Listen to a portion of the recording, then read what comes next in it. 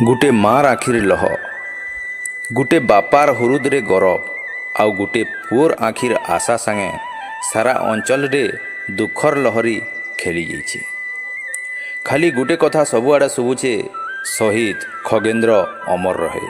बरगड़ जिल्लार अताबिरार गोड़भागा गाँव रे आज हजार हजार लोकंकर भीड़ देखबार के मिली। केंसी यात्रा परब नहीं हबार कि केंसी पॉलिटिकल रैली नहीं हबार कारण होचे ई आमर कोसल मैड्र छुआ जी कि देशर लगी निजर जीवन के भी बलि देइछन। शहीद खगेन्द्र महापात्रंकर शरीर के निजर मैट के अना जाउछि। दीर्घ 12 बछर धरिकरी बीएसएफ जवान हिसाबे देशर सेवा करिथिबार खगेन्द्र महापात्र मणिपुर और मिजोराम सीमारे निजर जीवन के बलिदान देइथिले।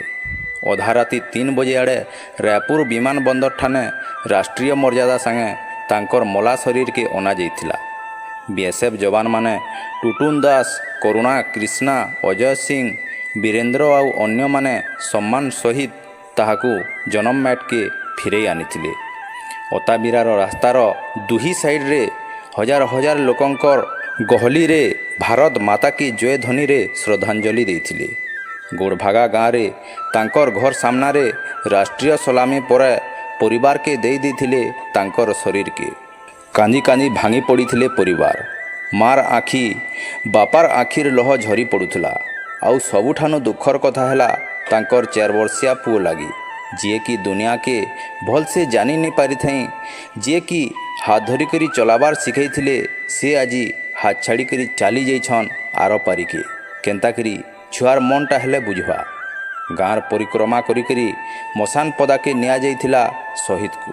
तांकर सान भाई अनिल मुहे जुए लगैथिले आउ सेन शहीद खगेन्द्र सबुदिन लगी विश्राम नहीं जाइथिले आउ शहीद हो जाइथिले देशर लगी।